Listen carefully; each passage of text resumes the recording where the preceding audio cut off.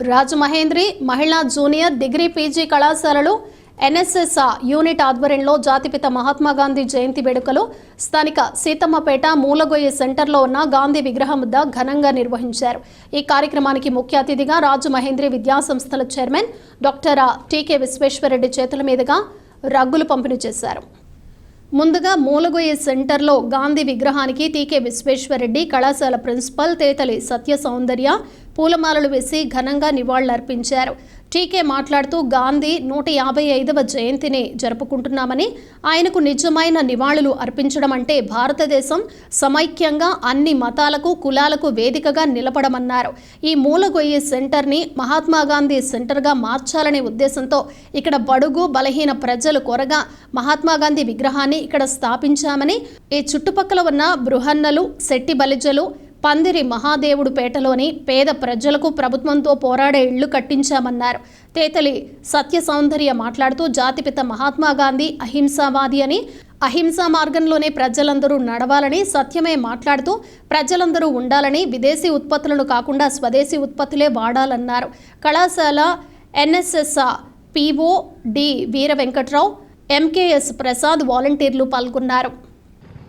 మహాత్మా గాంధీ గారి యొక్క 155వ జన్మదినోత్సవం సందర్భంగా రాజమహేంద్రి మహిళా జూనియర్ డిగ్రీ పీజీ కాలేజీల యొక్క ఆధ్వర్యంలో ఈ మూలగొయ్య సెంటర్లో మహాత్మా గాంధీ గారి యొక్క విగ్రహానికి పూలమాలలు వేసి ఘనంగా నివాళులు అర్పించి ఈ చుట్టుపక్కల ప్రాంతాల్లో ఉన్నటువంటి పేద ప్రజలకి రాబోయే శీతాకాలాన్ని దృష్టిలో పెట్టుకుని రగ్గులు పంచిపెట్టే కార్యక్రమం జరిగింది.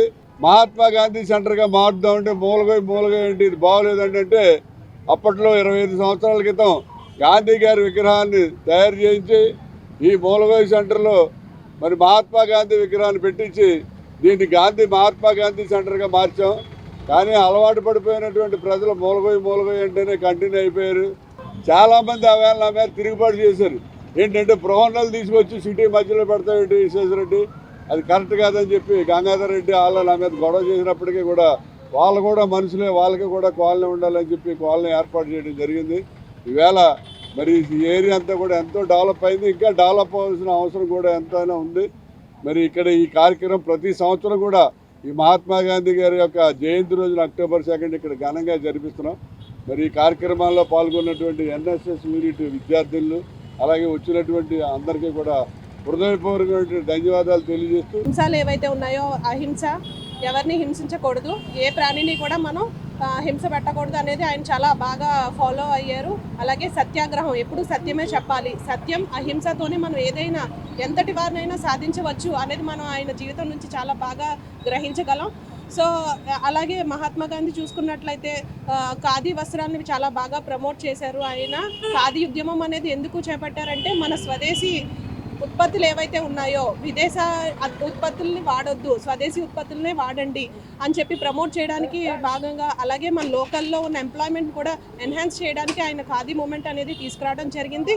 అలాగే ఈ ఖాదీ మూమెంట్ ద్వారా ఏంటంటే ఇప్పటికీ కూడా మనం ఇండియాలో మేడ్ ఇన్ ఇండియా ప్రోడక్ట్స్ వాడడం వల్ల మన ఇండియాకి ఎకానమీ అనేది ఇంక్రీజ్ చేయగలం. ఇప్పటికీ చాలామంది మైసూర్ శాండల్ కానీ మెడిమిక్స్ కానీ సోప్ వాడడానికి ఇష్టపడరు. అదే ఫియామా డివెన్స్ కానీ అలా డిఫరెంట్ విదేశీ ప్రోడక్ట్స్ ఏవైతే ఉన్నాయో అవి వాడడం వల్ల బాగుంటుంది అని వాళ్ళు ఫీల్ అవుతున్నారు. అలా ఏం కాదు, మన ఇండియన్ ప్రొడక్ట్స్ కూడా చాలా వర్త్ ఉంటాయి.